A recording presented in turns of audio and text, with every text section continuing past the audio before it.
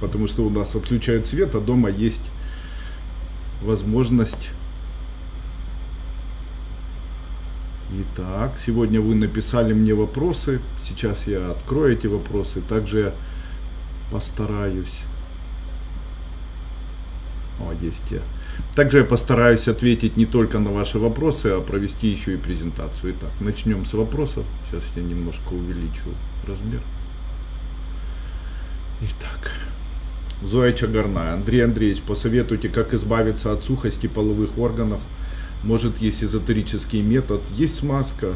Семья рушится. Есть смазка, покупайте, называется это лубриканты, продаются они в аптеке. Никак и никаким образом справиться с этим невозможно. Есть ли какие-либо, почему это происходит, это связано с гормонами, эстрадиолом и эстрогенами, скорее всего. Можно попробовать попринимать препарат, который называется Индол моей компании, а также есть мазь такая, она называется у нас Эндометрикс. Можно попробовать принимать ее. Ну, я уверен, что индол и лубриканты сделают свое дело. Ольга Али. Здравствуйте, Андрей Андреевич. Растение домашнее каланхой. Что с его помощью можно полечить? Насморк, если его отжать и закапать в нос. Это так? Да, это так. Каланхой одно из лучших средств, которая может помочь избавиться от гайморита. Оказывается, если отжать сок каланхой и закапывать себе в носоглотку, то по 1-2 капли 2 раза в день, то это на начальных стадиях или этапах может существенно улучшить состояние носоглотки и устранить гайморит, в случае, если такое имеет быть. Я использовал такое для своих детей. Эффект хороший, понравился. Из домашних таких растений мне еще очень нравится золотой ус. Если настоять золотой ус на спирте и после чего его настоять так, где-то 100 грамм золотого уса заливается в пол-литровой баночке, заливается водкой, настаивается от 30 дней и дольше в темном месте. И после этого, если есть места, где появляется боль в суставах, при артрите, при подагрическом артрите и даже при артрозе, конечно, артроз не сможет устранить, но боль, которая возникает в момент появления воспалительных процессов, может убрать. Великолепное противовоспалительное средство, прямо очень-очень рекомендую. Что это у нас тут появилось? Так.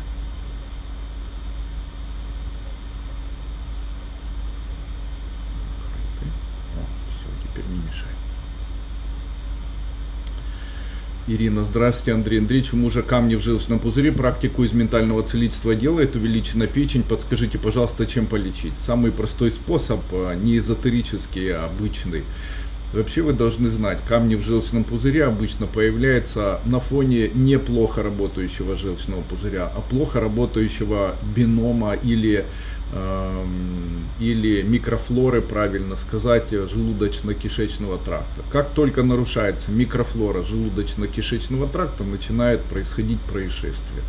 Что происходит с желудочно-кишечным трактом? На фоне повышения кислотности, понижения кислотности, на фоне гиперактивного гастрина или гиперактивного трипсина или наоборот аномалий, связанных со сфинктером Оди, или бактериологической нагрузкой, такой, которая может являться энтероколи, могут появляться сложности и могут появляться токсическое отравление желудочно-кишечного тракта, недостаточная работа и в дальнейшем появление желчекаменного заболевания, панкреатита хронического, обычного панкреатита, заболеваний холецистит, заболеваний толстой кишки, запоры, диарея, диспепсия и так далее.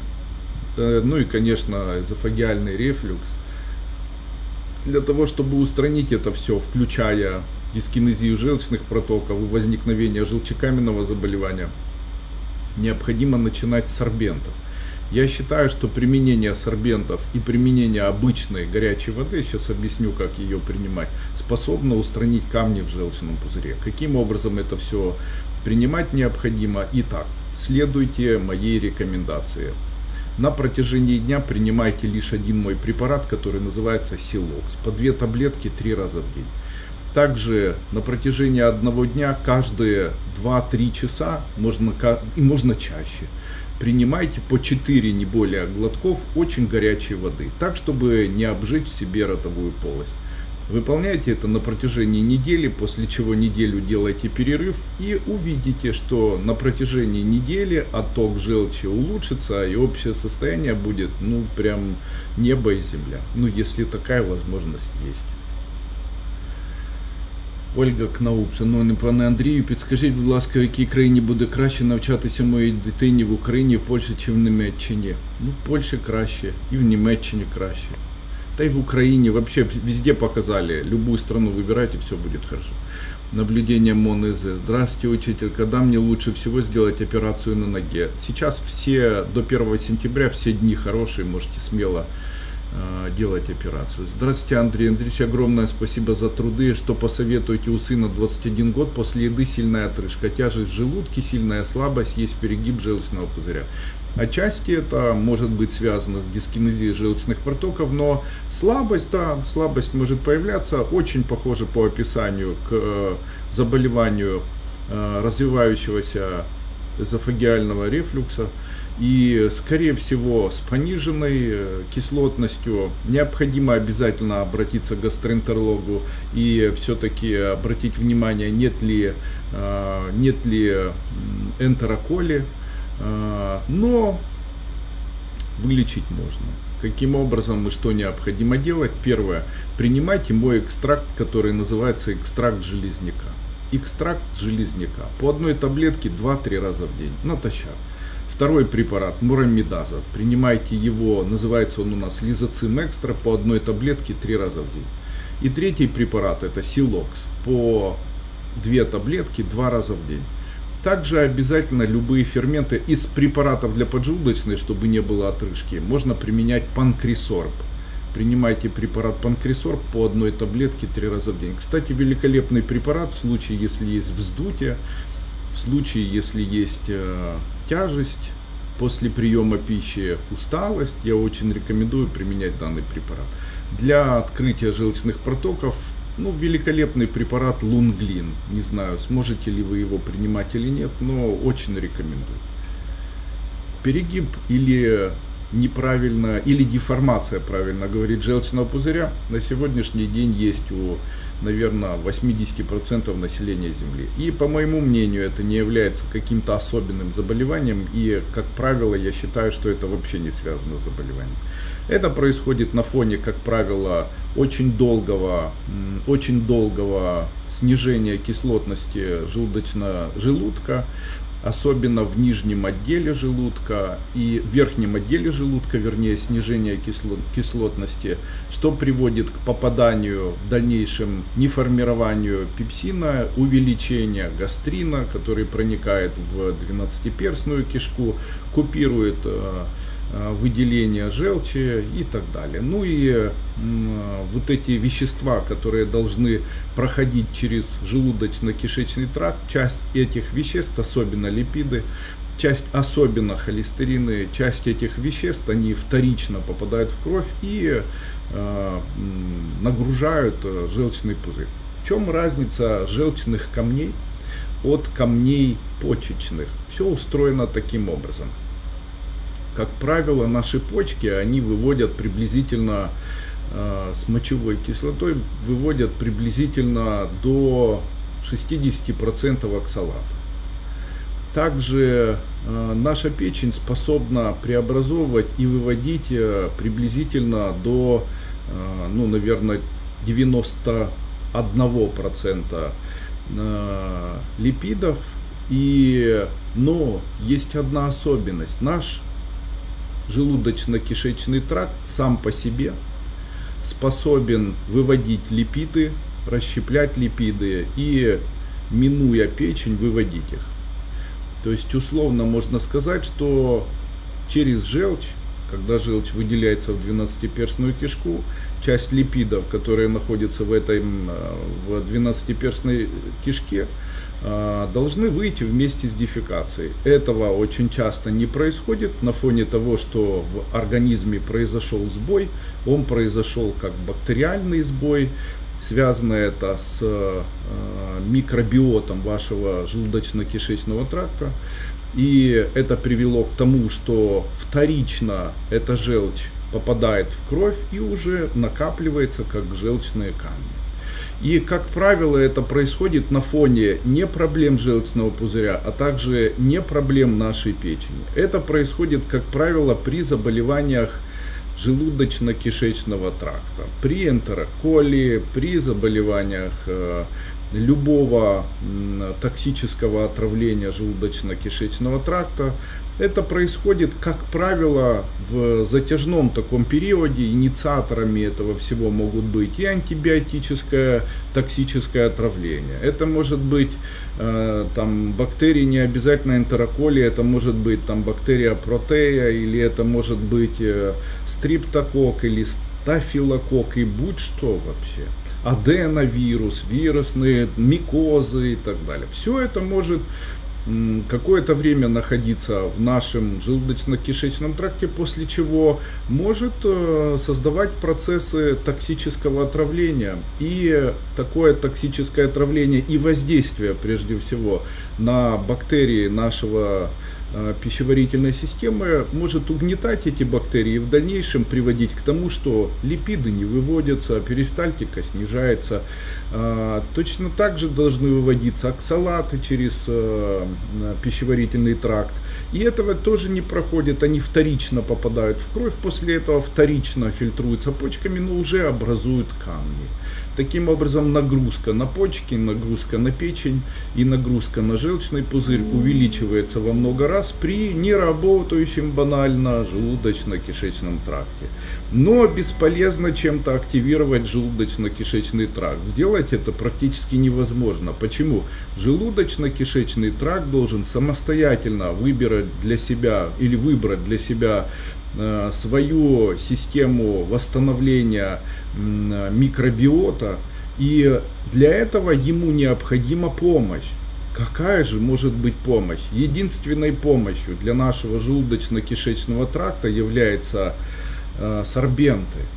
При этом сорбенты — это обязательное условие начала лечения и дальнейшего для хорошего прогноза дальнейшего лечения. Я рекомендую использовать мой препарат Силокс. Сам принимаю Силокс, могу сказать, что на фоне приема данного препарата очень похудел. Прямо небо и земля. Ну, я не знаю, наверное, килограмм на 12. Это не изменяя ни рацион питания. Такие проблемы, как вздутие живота, тяжесть в ЖКТ, проблемы, которые связаны там несварение, или там вздутие, или там метеоризм, или диспепсия, или диарея, или еще что-либо, это все устраняется буквально одним-двумя препаратами. На первое место, конечно, нужно ставить сорбент Силокс. Я о нем говорю вновь и сорбент, который называется у нас еще антитокс драй. То есть сорбент Силокс по 2 таблетки 3 раза в день, антитокс драй между приемами пищи 1 чайная ложка на стакан воды, а также очень хорошо жидкий сорбент, который называется каолин жидкий, 1 чайная ложка, запивая водой.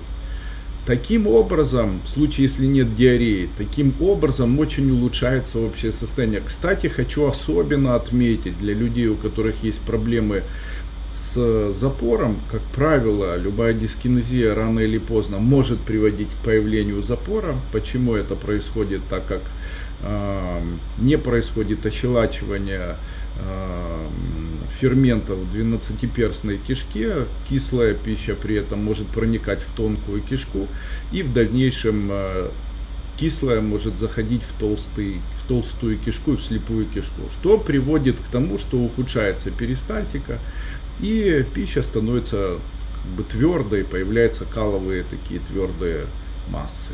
И это все затрудняет в дальнейшем дефекацию. Как правило, это одна и та же история, она имеет объяснение. И помочь в этом, с чего начинать? Я очень рекомендую начинать еще и с чая. У меня есть такой чай, вы о нем все время забываете, но он лучше, чем таблетки. Он называется чай франгул. Используйте чай франгул, вы будете очень довольны его эффектом. Дело в том, что чай франгул поможет вам очистить желчный пузырь от новообразований, которые там появляются, старых образований. Также поможет печени, потому что запускает функцию печени. Также в самом чае находится вещество расторопша в виде экстракта и полезные вещества, которые помимо выраженного желчегонного действия имеет еще и такую ярко выраженную поддерживающее действие нашей печени. Очень рекомендую, прямо очень. Если у вас есть диарея, используйте пепсин и силокс. А в случае, если у вас запор, используйте чай франгу вместо чая. И используйте, очень правильно поступают те люди, которые пьют горячую или теплую воду в случае, если у них есть проблемы желчного пузыря. Но в случае, если у вас хроническая диарея, есть ожирение, у вас есть диспепсия, вы часто ходите в туалет, также есть вздутие кишечника на фоне диареи, или есть такие заболевания, есть аутоиммунные заболевания, допустим, неспецифический язвенный колит, то горячую воду принимать нельзя.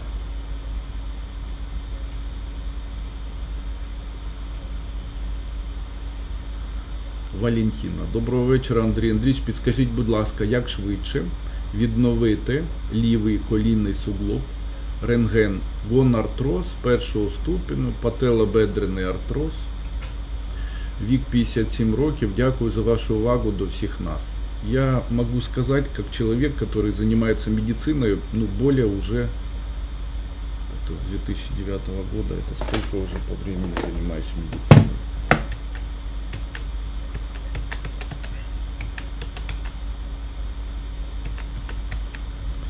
Вот, 16 лет я занимаюсь медициной. И я могу сказать, что за 16 лет постоянной работы, очень много людей через себя пропустил, я могу сказать, что я еще в своей жизни, на своей практике не встретил еще ни одного человека, у которого был бы артроз тазобедренного сустава, и этот человек мог бы этот артроз вылечить. Ни одного не встречал. То есть это процесс, который рано или поздно приводит, или каждый год состояние артроза ухудшается, то есть происходит ухудшение, там, допустим, с первой стадии на вторую, там, со второй на третью, с третьей на четвертую. Удержать это может только понимание того, как устроена вообще у нас хрящевая ткань, как устроено у нас устройство связующего аппарата опорно-двигательной системы. Что для этого необходимо знать? Первое. Вы должны знать, что помимо коллагена наш сустав нуждается еще и в определенном наборе белков, который называется гиалуроновая кислота, которая выделяется или синтезируется нашими половыми органами и надпочечниками. Но это не все, потому что для того, чтобы гиалуроновая кислота могла выделяться и это могло происходить, необходим прекурсор определенный, то есть определенное вещество, которое может стимулировать. Это стимулирующее вещество называется аскорбиновая кислота. Вообще я хочу вам сказать, что ни один врач вам никогда не скажет, что начинать лечение тазобедренного сустава или коленного сустава необходимо с приема необходимо с приема гиалуроновой кислоты и аскорбиновой кислоты в высокой дозировке. Аскорбиновую кислоту необходимо принимать 1000 мг один раз в день, в любой форме абсолютно. Принимайте аскорбиновую кислоту, также не забывайте принимать еще препарат никотиновая кислота. Препарат никотиновая кислота участвует в формировании синовиальной жидкости сустава и восстанавливает нервные ткани, которые, кстати, могут быть как раз из-за этого может формироваться гонартроз, когда корешки нервных тканей поражены и там на фоне, допустим, заболевания там, допустим, листа с пояснично-крестцового отдела. И, конечно, коллаген. Итак, давайте сейчас я скажу, какие из моих препаратов я рекомендую. Первый препарат называется артрозин. Второе, мазь артрозиновая. Третий, это аскорбиновая кислота, высокая дозировка 1000 мг, одна таблетка 2 раза в день. Третий препарат называется коллаген, принимать по 2 таблетки 3 раза в день. И четвертый препарат называется гиалуроновая кислота, по 1 таблетке 2 раза в день. Еще очень неплохо зарекомендовали себя медовые массажи. Забыл сказать, почему появляются артрозы вообще. Артрозы есть следствие переокисления синовиальной жидкости внутри сустава. Как правило, она переокисляется обычной мочевой кислотой. Мочевая кислота. Мочевая кислота — это недостаточная работа почек. Почему недостаточная работа почек? Недостаточная работа почек связана с тем, что мочевая кислота должна полностью выводиться нашими почками, но не может. А с чем это связано? Это связано с тем, что желудочно-кишечный тракт должен выводить тоже какое-то количество мочевой кислоты и оксалатов. То есть, если почки выводят у нас 60% оксалатов, то наше ЖКТ должно выводить остальные 40%.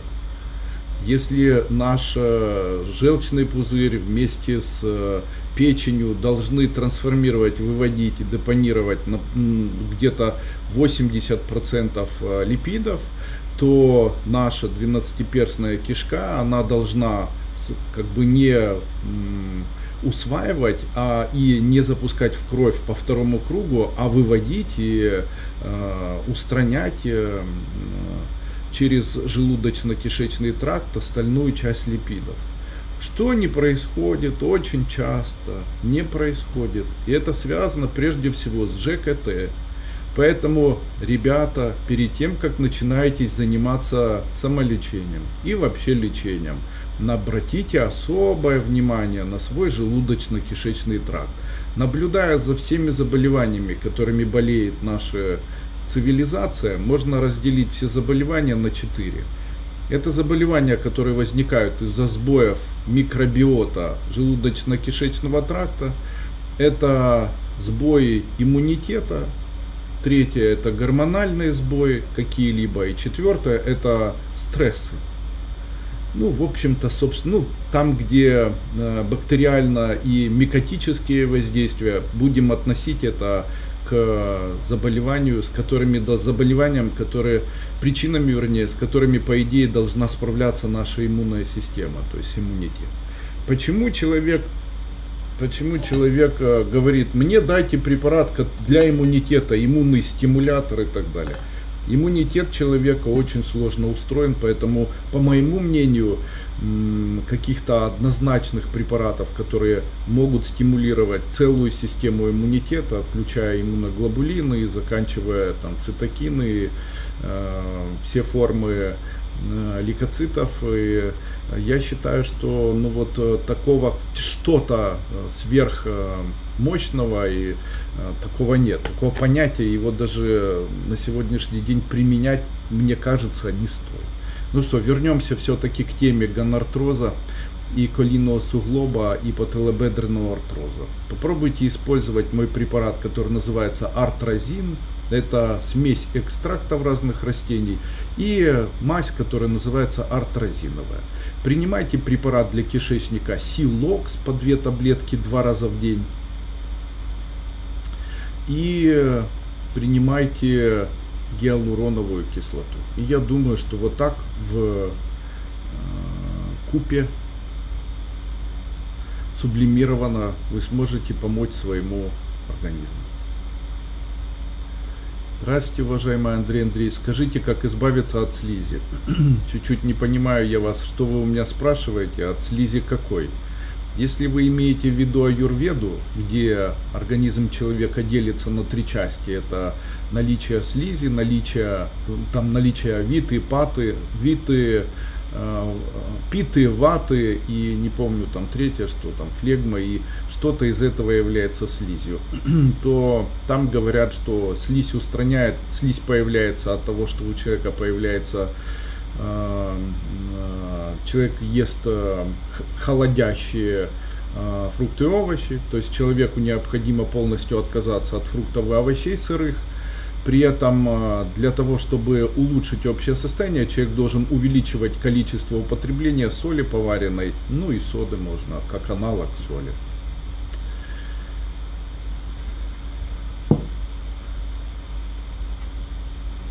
Если по тибетской медицине, то слизь убирается, насколько я помню, жареным ямсом и багульником, но багульник ядовитый. Чуть-чуть не понял, что вы имеете. Елена. Здравствуйте, Андрей Андреевич, благодарю за знания. Есть много больших камней в желчном пузыре. Подсоветуйте, как удалять желчный пузырь или растворять их препаратами.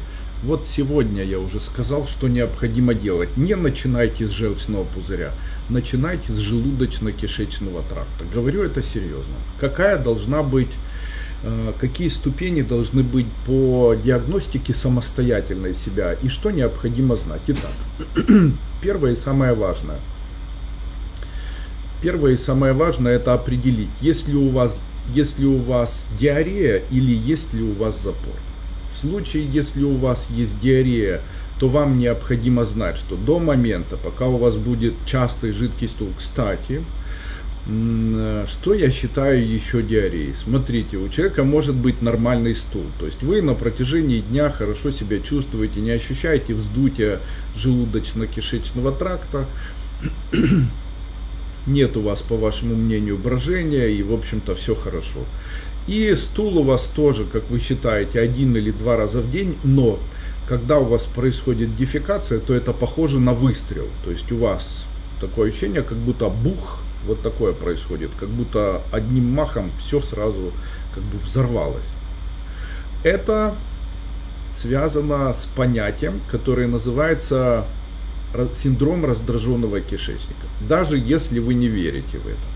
Второе. Как только вы кушаете, у вас сразу же позывы к дефекации. Это тоже синдром раздраженного кишечника. Также после каждого приема пищи вы идете в туалет по-большому. Или 2 раза идете в туалет по-большому, но фекалии не имеют, фекалии больше похожи на жидкий стул, из-за чего вы не обращаете на это внимания. Я хочу сказать, что все это следствие синдрома раздраженного кишечника. И это в дальнейшем может привести, как ни странно, к ожирению. Это может привести к развитию сахарного диабета 2 типа. К таким заболеваниям очень разрушаются зубы при этом. Таким заболеваниям, как мочекаменная болезнь. Очень часто это один из симптомов мочекаменной болезни. Также я уверен, практически наполовину, процентов из 100, что гипертоническое заболевание сердца является следствием как раз вот такого синдрома раздраженного кишечника.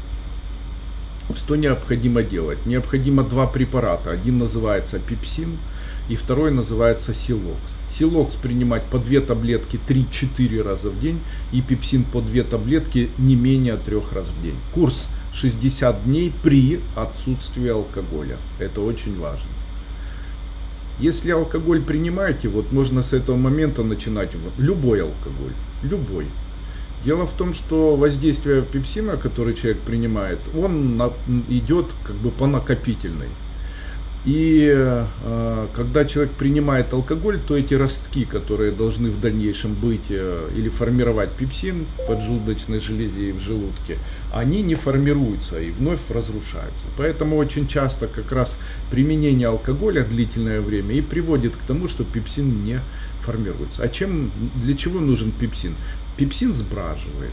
То есть его задача грубо сбродить молочные, кисломолочные бактерии и привести их к тому, чтобы наши бактерии пищеварения, они возобновлялись и размножались, и формировались и так далее.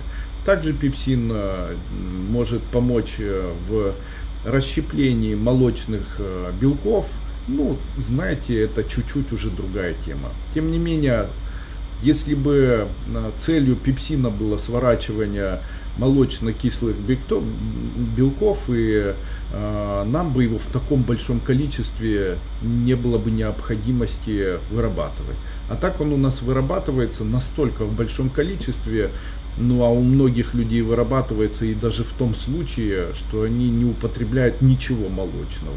Тем не менее, наш организм регулирует эту систему, как известно, все в организме нашем не является лишним, и все работает прямо в гармоничной и в идеальной системе. Поэтому таким людям я рекомендую принимать пепсин препарат. Людям, у которых вместо диареи есть запор. Таким людям, у которых вместо диареи есть запор, это когда человек один раз в день с потугами идет в туалет, ему тяжело дается дефекация один раз или даже утром и вечером, но это очень тяжело происходит все. Также появляется ощущение, будто постоянно что-то остается, и ощущение такого как бы не до дефекации, не до полного испражнения. Я рекомендую использовать мой чай, который называется Франгул, и аналогично использовать препарат, который называется Силокс, по 2 таблетки 3 или даже 4 раза в день, а также препарат Антитокс Драй и обязательно железняк для восстановления желудочно-кишечного тракта. И вот только после 1-2 недели восстановления пищеварительной системы можно переходить и даже задумываться о том, что есть камни в желчном пузыре. Вот когда начинает работать желудочно-кишечный тракт таким образом, что происходит дефекация, она происходит 2 раза в день, стул при этом у вас не твердый, а там естественный, цвет естественный. Вот в этом случае вы можете знать, что питье горячей воды по чуть-чуть может растворять ваши камни в желчном пузыре. В случае, если не обращать никакого внимания на желудочно-кишечный тракт, вылечить дискинезию, камни в желчном пузыре, не представляется совершенно никакой возможности. Это будет совершенно бесполезная и затея. Что происходит, когда у человека происходит закупорка желчных протоков? Когда происходит закупорка желчных протоков, которые должны выходить в 12-перстную кишку, то происходит первое — фиброз в печени, то есть ткани печени начинают разрушаться. И второе, ткани начинается холецистит желчного пузыря, то есть внутренняя стенка желчного пузыря воспаляется. И третье, появляется высокая кислотность 12-перстной кишки, и следствием этого является появление изъязвлений 12-перстной кишки, появление максимального бактериологического нестандартного фона, то есть увеличивается количество бактерий, неестественных нашему желудочно-кишечному тракту. И в случае, если произвести резекцию желчного пузыря, и в дальнейшем у человека сразу же стоит вопрос: Андрей Андреевич, резекцию произвели, а куда же деваются желчные протоки?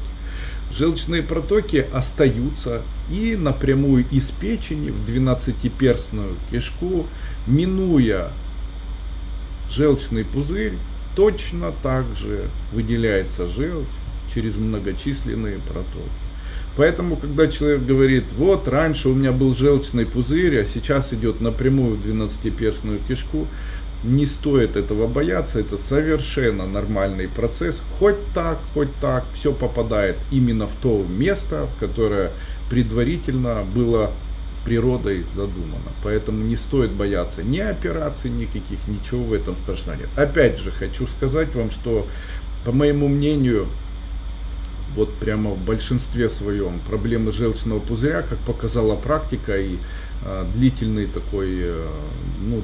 ведение пациентов, я могу сказать, что наверняка желудочно-кишечный ЖКТ играет самую важную роль. Андрей Андреевич, вы мне посоветовали лежать на аппликаторе Кузнецова. Я посмотрела, но их много, они разные. Какой мне приобрести? Там, где есть вот такие кругленькие, как 5-копеечные монеты, пластмассовые, пришитые детали, как крышечки. И на них иголочки. Аппликатор должен быть таким, став на него ногами, можно выстоять.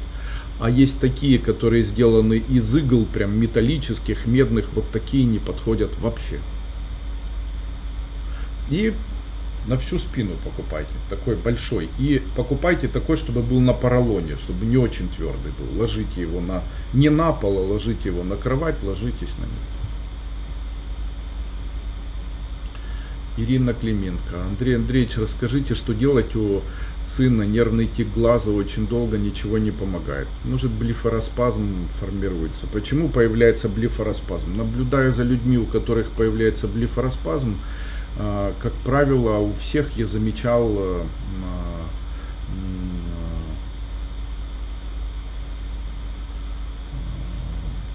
гипераммониемию. То есть аналогично проблемы, которые были связаны с желудочно-кишечным трактом. Что необходимо делать? У нас есть инулактин, препарат такой. Вот принимайте инулактин, этот препарат, 1 чайная ложка на стакан воды. Также в случае, если происходит это на фоне травмы нервной ткани, демиелинизации или трещин нервной ткани, может проходить нервный импульс такой. Что необходимо делать? Необходимо принимать просто никотиновую кислоту. Она участвует в формировании миелинового покрытия нервной ткани и восстанавливает ее. В небольшой дозировке, 1 таблетка перед самым сном. В аптеке продается, так и называется, никотиновая кислота. Если не помогает, можно принять мой препарат, который называется у меня Morbus Stop. Ліліан Хрієнко Ліліана. Добрий вечір. Всю шию обсипало великими прищами і декольте, мені 55 років. Що це може бути? Застудились, застудники. Допоможіть, будь ласка, подивіться з приводу повагу ваш підписник. Как правило, это всегда застудное явление. Сейчас все под кондиционерами, когда очень жарко, открываются окна, человек берет там холодную воду, при этом это все вот таким образом. Это называется еще фурункулез. Можно ли как-то справиться? Народный способ борьбы с фурункулезом — это гомеопатически, это по 0,5 грамма обычной серы пищевой, принимается вовнутрь. Из моих препаратов есть препарат, называется Гемортан, по 2 таблетки 3 раза в день. Народные способы справиться с фурункулами или с фурункулезом такие: берется творог, даже не так, берется молоко сырое, после чего варится, и в него добавляется лимонный сок. Творог, который при этом образуется, сцеживается, и на места, где фурункулы, прикладывается такой творог. Также любые фурункулы — это следствие появления стафилококка, поэтому можно в случае, если очень донимает, протирать, допустим, место, где появляется фурункул, протирать. Кстати, очень хорошо поможет гиалуроновая кислота. У меня есть, кстати, вот такой у Sony в магазине Мизония гиалуроновый оксид, или вот такой гиалуроновый коктейль, 80% гиалуронки. Вот таким флюидом можно смазывать эти фурункулы 1-2 дня, и забудете, что они у вас были. Но и в случае, если это стафилококк, и он активно сейчас развивается, то есть где-то у него, скорее всего, есть где-то очаг. То есть это либо носоглотка, либо это гланды. И в дальнейшем, возможно, если иммунитет не справится, то можно попробовать использовать антибиотики. Ну какие? Популярные.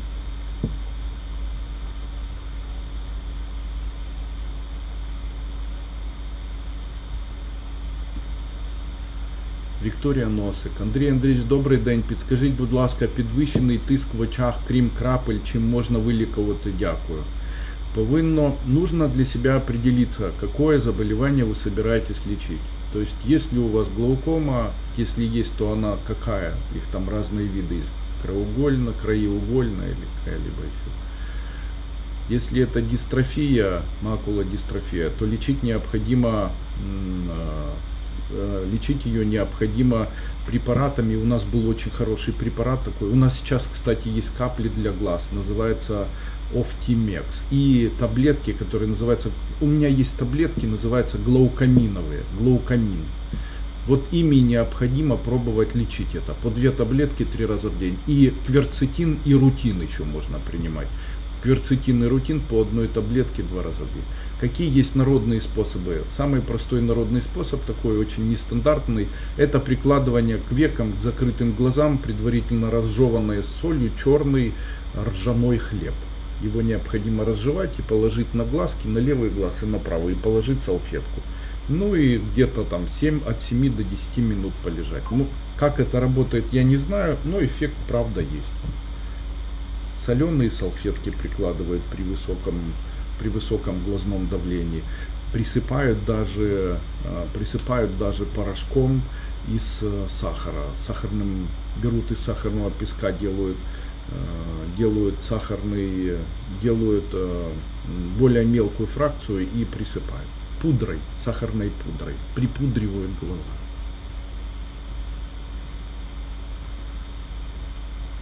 Андрій Андрійович, хочу бути вашою ученицею. Переходите на сайт duiko.guru и проходите мою первую ступень эзотерической школы Кайлас. Ну, посмотрите, сейчас у нас вебинар называется «Вопросы здоровья с Андреем Дуйко». Ну, какой доброй ученицы. Что с вами? Идите. Валерия Козак. Добрый вечер. Были вынуждены бежать из оккупации в Мариуполе. Будем ли мы еще иметь свой дом? Да. И быть счастливы сможем? Да. Зря переживаете, все у вас будет хорошо. Не переживайте, вы на правильном пути. Если человеку когда-либо что-либо принадлежало, и это было забрано нечестным путем, и он будет страдать, то никогда не получит. А если отпустить и дальше жить, то получите другими путями. Почему я это говорю? В моей жизни так было несколько раз.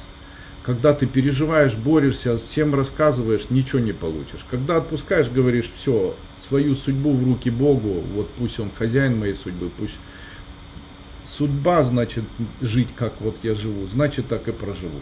И после этого все получите. В моей жизни была тоже такая ситуация, потеря и квартиры была, и потеря большой квартиры, и потеря бизнеса, и после этого большие долги, и все равно, знаете, страдал, потом бросил страдать, начал жить. И да, можно сказать, Андрей Андреевич, но мы так обижаемся, но это ж все нечестно и так далее. Ну а что, кто вам сказал? У Бога на каждого человека свои есть идеи. Ну вот такие идеи, значит, у него на вас. Идеи, значит, есть.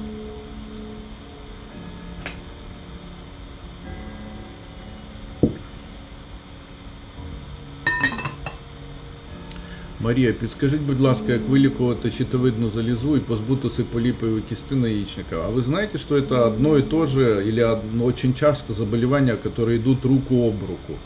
Обычно это происходит так. Женщина, она начинает голодать или специально не ест. Все время избегает еды, или там булимия, или там не хочет кушать, или принимает там диарейные препараты или какие-либо еще. И вот это наваждение, когда женщина считает, что ей нужно там не доедать, приводит к тому, что у нее сбиваются гормональные процессы в организме. Как правило, сбиваются настолько, что эстрадиол уменьшается, но самое интересное, очень уменьшается тестостерон. Вот тестостерон, который у женщины тоже должен быть, оказывается, имеет еще одну такую очень интересную функцию. Он контролирует формирование вот таких новообразований, как раз щитовидной железы и яичников. И очень часто именно эти новообразования происходят, как ни странно, на фоне пониженного тестостерона. Но как только человек начинает восстанавливать свой гормональный статус, как только человек начинает восстанавливать свое пищеварение, это обязательное условие, как только он восстанавливает свой вес, который всегда считает избыточным, восстанавливает психику, такие проблемы исчезают. Могу я сказать, что можно вылечить узлы щитовидной железы и полипы? Ну, конечно, узлы и полипы лечатся следующими препаратами. Итак, первое, желудочно-кишечный тракт. Принимайте Силокс. Видите, всем советую. Второе, по 2 таблетки 3 раза в день. Второе, принимайте Миомакс, препарат называется. Тоже по 2 таблетки 2 раза в день. Далее, третий препарат. Принимайте валерьяну обычную, аптечную. Великолепный препарат, не придумывайте ничего, просто по 1 или по 2 таблетки 2 раза в день. Она как раз людям, у которых есть проблемы полипов, как ни странно, на яичниках, очень хорошо помогает. Обычная валерьяна. Почему валерьяна помогает? Дело в том, что когда женщина спокойна, у нее гормоны восстанавливаются. Когда беспокойно, происходит сбой гормонов. И там мнение врачей, что вот надо там мужчина и так далее, это неправда. Почему? Потому что во время стресса у женщин наоборот снижаются эстрадиолы, тестостерон и снижается либидо. Женщина так устроена. У мужчины путь оплодотворения, если все плохо, нужно все оплодотворить. Тестостерон растет. У женщины, если плохо, тестостерон снижается. Также любые препараты, которые могут повысить тестостерон. В нашей компании это препарат, который называется Трибулус. Вы можете почитать о Трибулусе, везде написано, поднимает тестостерон, но это же не так. Он стимулирует воздействие, он стимулирует деятельность надпочечников и стимулирует деятельность яичников. Но таким образом, что происходит в том числе и формирование естественного тестостерона. Есть исследования, которые утверждают, что сколько бы человек не принимал Трибулуса, в какой бы пропорции он ни принимал, тестостерон выше нормы у него не поднимается. Поэтому никогда не верьте в то, что можно гиперразогнать тестостерон, используя просто растительный Трибулус. Это неправда. Так не произойдет. И для щитовидной железы препарат, который называется у нас тератозин. И второй L-тироксин. Тератозин и L-тироксин. По одной таблетке 3 раза в день. Меньше выходите на открытое солнце. Я Ольга Радченко. Моему мужу Василию 60 лет, воевал. Как следствие глиобластома и 2 операции по ее удалению. Нет. Глиобластома не является следствием, наверное, того, что он воевал. Делаю, что могу, он слабеет. Очень нужна ваша помощь и совет.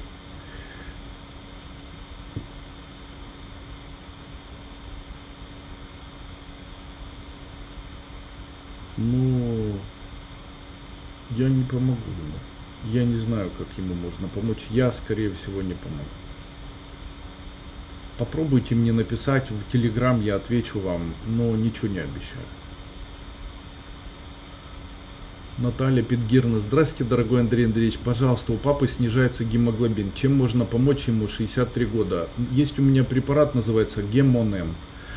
Очень хороший есть рецепт такой, он прямо потрясающий. При любой анемии, даже в случае, если это не железистая анемия, а какой-либо другой формы, принимайте вот что. Возьмите красное вино сухое и возьмите сок свеклы сырой. Смешайте напополам. И пусть принимает каждый день по 30-50 грамм, вот лучше натощак, вот такой смеси. Из таких медицинских препаратов современных, которые есть, очень нравится препарат Тотема. Прям очень нравится. В случае, если будет у вас или есть такая возможность, по одной ампуле 1 раз в день поднимайте. Но там же есть, знаете, еще гемоглобин гемоглобином, но для того, чтобы понять, какая все-таки анемия, необходимо смотреть на гематокрит, смотреть на окрашивание эритроцитов, смотреть на эритроциты, смотреть на общий гомеопоэз. А вот так вот гемоглобин просто, это мы сейчас ни о чем, понимаете. Гемоглобин гемоглобином, там определить, что это за анемия еще необходимо. Диагноз поставить.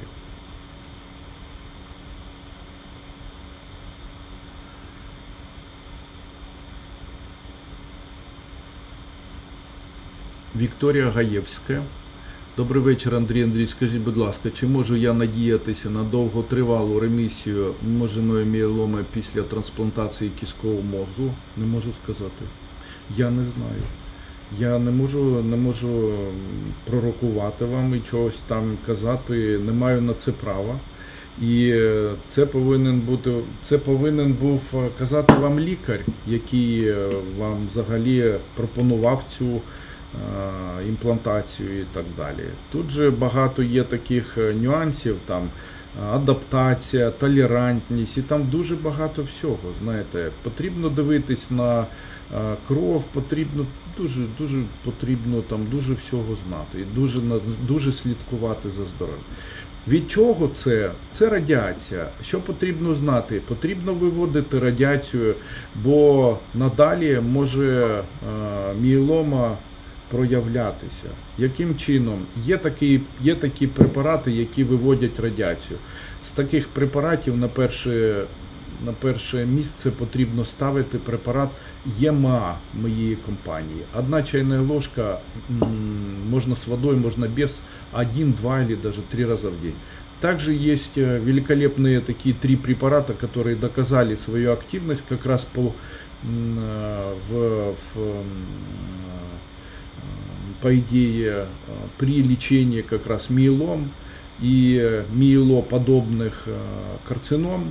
И это препараты, их 3. Первый препарат называется кверцетин, второй препарат называется ресвератрол, и третий, самый лучший, называется бетулиновая кислота. Я бы все-таки выбрал бетулиновую кислоту и принимал бы бетулиновую кислоту по 2 таблетки 3 раза в день на протяжении 30 или даже 60 дней. Во-первых, при трансплантации костного мозга не дает никаких сбоев, не влияет на толерантность, а работает по принципу апоптоза, злокачественного новообразования, и это великолепно, потому что избирательно выбирает онкологические новообразования и избирательно уничтожает онкологические клетки. Оксана Прохора. Добрий день, Андрій Андрійович. Добрий. Продовжую з вами захоплюватися. Так, дякую. Неймовірно цікаво слухати, завжди радію кожному дню і всьому, що маю. Ви дуже гарний, приємний і добрий. Дякую, дуже приємно. Андрей Андреевич, я вылечу свой кишечник? Да. Нет ни одного заболевания у человека, которое не было бы ему лечения. Просто необходимо знать вот этот кубик Рубик. Знаете, мы же сложная система. И у нас по каждой нашей системе, наша медицина, она сама по себе сложная, имеет много методов диагностики, но наша медицина имеет одно качество, она спасает человека. Она спасает от смерти в большинстве своем. Но есть же еще другие такие принципы, допустим, принцип хорошего самочувствия, который наша медицина не воспринимает. То есть человек может быть визуально полностью здоров, но у него могут отсутствовать силы. Быть синдром хронической усталости. После перенесенного заболевания, допустим, какого-нибудь там вирусного заболевания, у человека может там 3-4 года болеть горло, носоглотка, появляться слизь. При заболеваниях, допустим, у человека там эзофагиальный рефлюкс, человеку назначили антацидные препараты или там препараты воздействия на помпу, и там омепразол какой-нибудь, и у человека, да, человек там хорошо себя, человек начинает лечиться, у него, в общем-то, происходит динамика, улучшение и так далее, но от него очень долгое время все равно плохой запах изо рта, или появляется запор, или усталость после еды, или бесконечные там вздутия и так далее. И наша медицина обычно на это не обращает внимания. Она говорит: я вылечила тебя, вот теперь ты здоров, вот можешь быть здоровым. А то, что человек себя может чувствовать длительное время плохо, на это медицина не обращает внимания. Именно поэтому также и сама профилактика. Есть целый ряд заболеваний, кстати, в китайских штатах, это ж не штаты, да, Китай, это провинции. В китайских провинциях есть, в китайских медицинских институтах есть отдельная кафедра, которая называется профилактика. Также сейчас есть в немецких институтах вместе с гомеопатией называется еще и профилактика и нутрицептика. То есть отдельные такие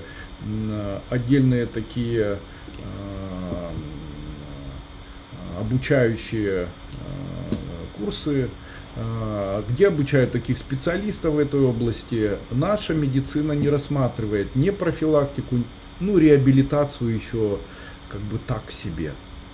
При перенесенном инсульте, или при парезе, или при каких-либо заболеваниях там БАСа, или рассеянного склероза, или там при неврологических болезнях. А вот профилактикой и реабилитацией не занимаются. И когда я открывал компанию, то одной из задач моих было это все-таки найти возможность говорить о профилактике и реабилитации. То есть человек может профилактировать заболевания. Профилактировать каким образом? Принимая препарат, допустим, лизоцим, профилактировать язвенную болезнь желудка. Принимая препарат экстракт железняка, профилактировать появление папиллом в организме. Принимая препарат глюконорм, профилактировать сахарный диабет второго типа. Тантал профилактировать цирроз печени. Лунглин профилактировать появление камней в желчном пузыре. Морбустоп там профилактировать там блефароспазм или там нервный тик или еще что-либо. Ну и вот таким образом я и формировал сами препараты. То есть для меня было важно взять и создать те препараты, которые могли бы не только полечить, а еще и произвести профилактику, но она должна быть еще экологической, потому что очень часто мы можем принимать антибиотики, допустим, и после этого у нас могут формироваться там антибиотические микозы. Мы очень длительное время можем быть носителями или там отравиться этими антибиотиками, и наш кишечник может очень пострадать от антибиотиков. Вы знаете эту историю? Есть такая история, написал француз когда-то научную монографию, она облетела весь мир, и ее взяли даже и опубликовали в знаменитых журналах, которые было связано с Всемирной ассоциацией здравоохранения. В этом журнале он написал: африканские дети совершенно не болеют,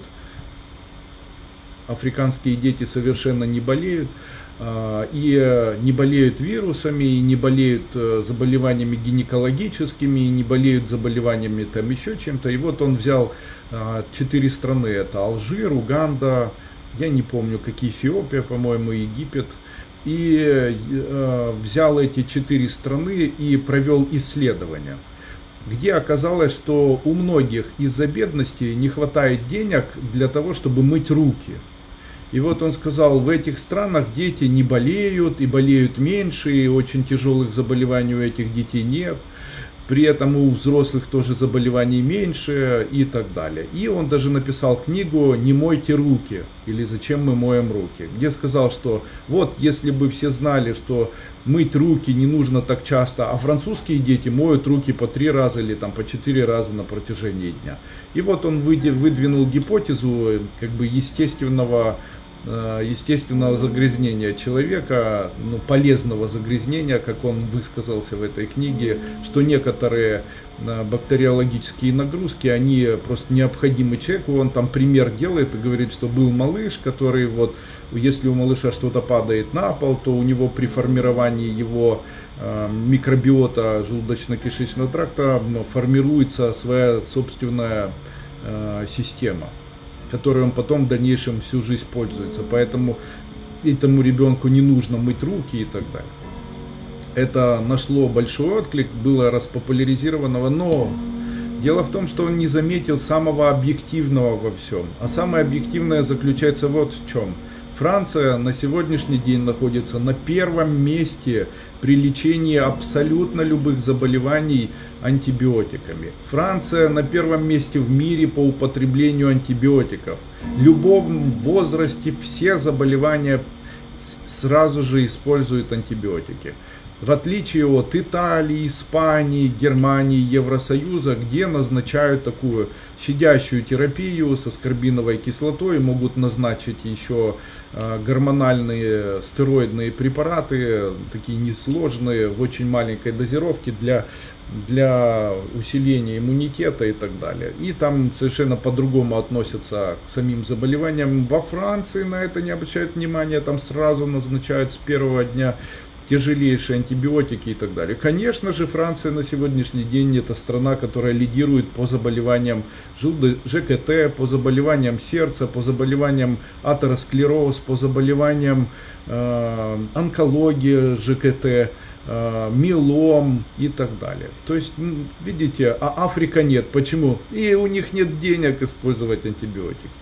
Но, конечно же, Всемирной ассоциации здравоохранения такой расклад уже не интересен и наверняка даже неприятен. Но вот не мыть руки, это, знаете, самое простое. Елена Скрипка. У меня в правой части тела болит довольно давно. То ли почка, то ли... Ты моя хорошая, куда ты улетела?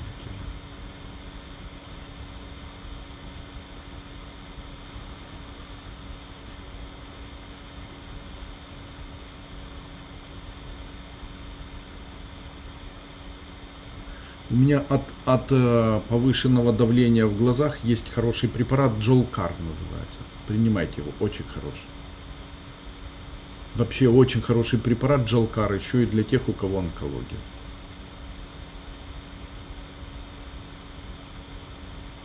У меня в правой части тела болит давно, то ли почка, то ли еще что-либо. Вся правая часть болит, периодически огромное вложение. Елена с Португалии. Если все тело болит с правой стороны, то это связано с корешками спинного мозга. И, скорее всего, не связано никаким образом с внутренними органами. Внутренние органы, они обычно это связано с такими как раз процессами, которые происходят в нервной ткани, когда болит вот вся правая сторона. Поэтому обращайте внимание на позвоночник. Каким образом обращать внимание и что это значит. Ложитесь обязательно на аппликатор Липко, лежите по 10 минут перед сном. Обязательно, пусть в рационе питания будет аскорбиновая кислота. Обязательно пейте больше воды или жидкости употребляйте. Обязательно следите за тем, чтобы не было диареи. Это все в комплексе очень улучшит ваше состояние.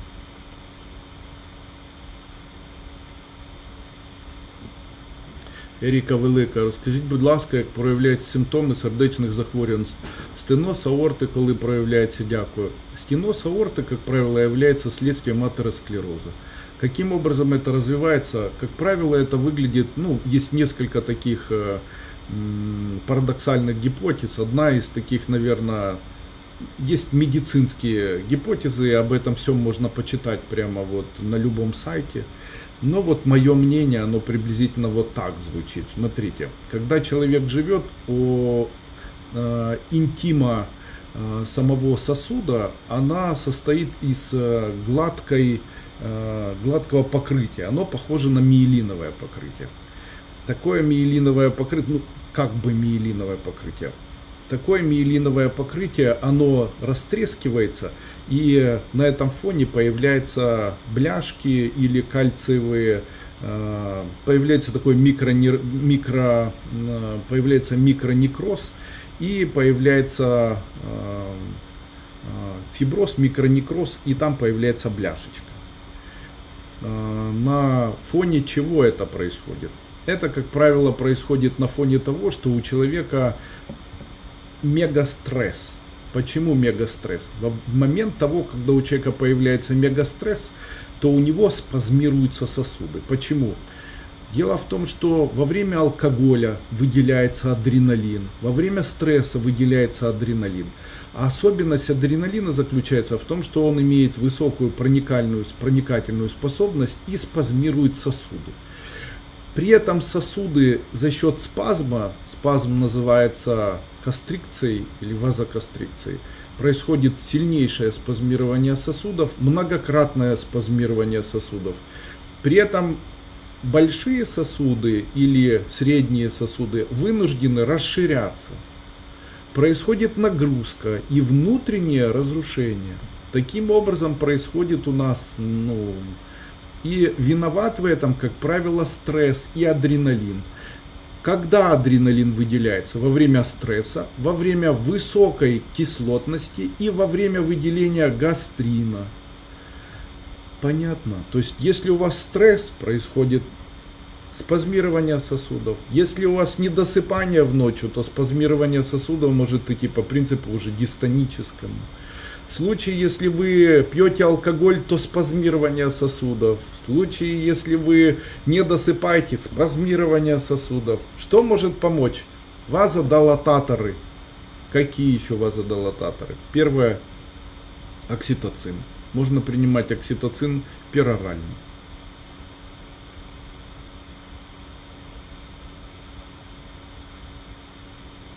Окситоцин у нас вазодилататор или вазоконстриктор? Неправильно сказал. Наоборот, окситоцин у нас вазоконстриктор. Он наоборот спазмирует. А нам надо вазодилататор. А дилатация — это другие вещества. Какие? Это омега-3 может быть. Также это может быть мой препарат ГВИ. Это может быть препарат рутин, кверцетин. Вот они могут являться вазодилататорами.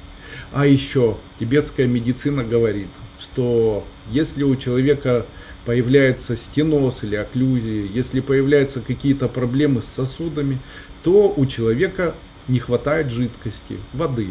Когда вода теряется, когда диарея появляется, если вы очень много, если у вас очень частая дефекация, то у вас рано или поздно появятся проблемы, которые связаны с сосудами. Это тоже правда.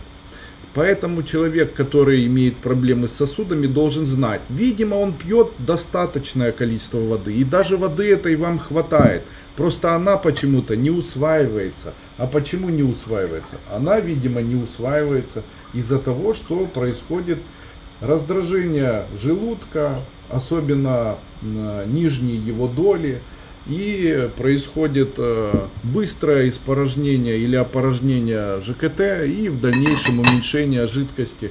Также это может быть связано с повышением и глюкозы, и повышением, и это все на фоне стресса. И тут такой вопрос, есть же, ну а какой выход из этого всего?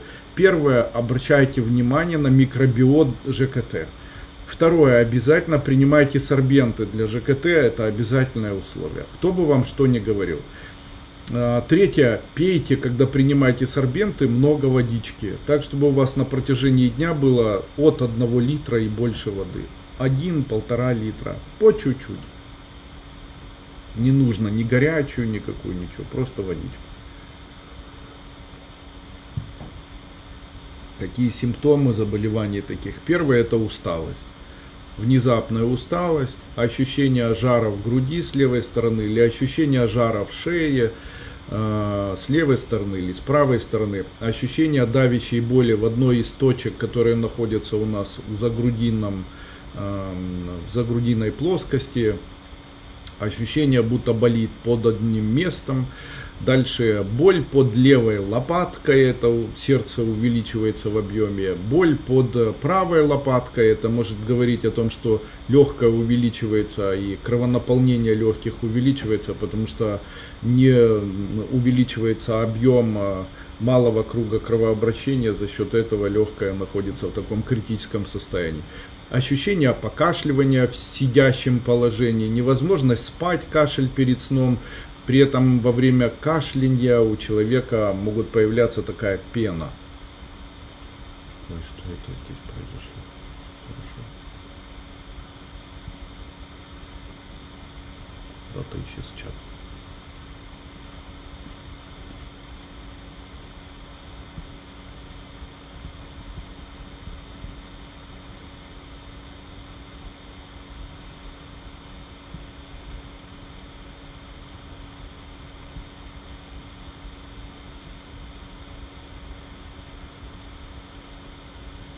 Исчезли куда-то ваши поведомления.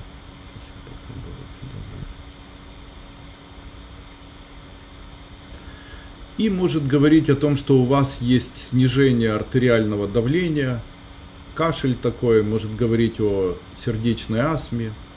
Все, наверное, все, уже заканчивается у нас трансляция.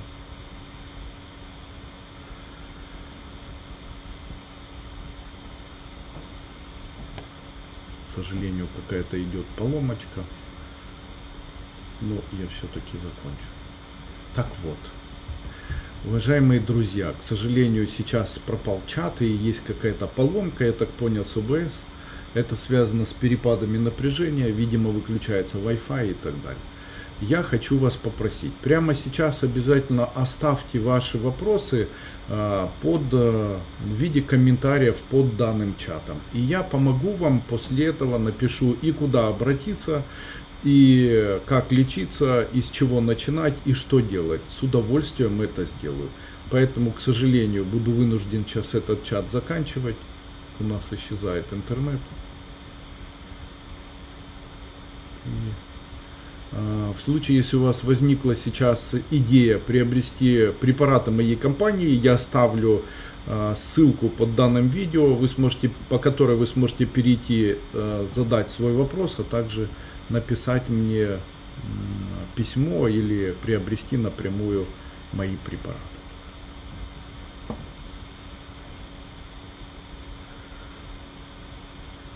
Огромное спасибо, Андрей Андреевич, спасибо. Джакушев Елена, здравствуйте, уважаемый Андрей, здрасте. Лена Козаренко, Андрій Андрійович, на зрачку зверху з'явились світлі полоси, закриваю колір зрачка, яким чином світлити очі? Никак, нужно идти к офтальмологу, никак. Нужно обратить внимание при этом еще и на печень, сдать печеночные пробы. Этому есть название, просто не особо очень разбираюсь в этих названиях, поэтому сейчас сказать вот так не смогу. Септический некроз, не знаю, как лечить. Я стараюсь сильно кожным заболеванием. Уже штока не пробовала и шум купила, ничего не помогает. После короны прививки еще хуже стало. В чем причина? Для того, чтобы понять, от чего лечить, необходимо поставить правильный диагноз. Напишите ваш диагноз, какой он у вас. Допустим, там псориаз ногтевого ложа, плоскочешуйчатый псориаз, или там экзема, или еще что-либо. Я вам напишу, чем лечить. С удовольствием это для вас сделаю, я знаю, как вам ответить. Большое спасибо, друзья, до свидания, будьте здоровы, не болейте, помните о том, что можно человеку помочь, Бог все так создал, чтобы была возможность в травах, в растениях, в здоровом образе жизни, в понимании физиологии, разобраться с тем, как лечиться, чем себе помочь и что необходимо делать. А я вам буду постоянно помогать в этом, выходить к вам с такими трансляциями и максимально помогать вам разобраться в своем здоровье и помогать вам быть всегда здоровыми. До свидания.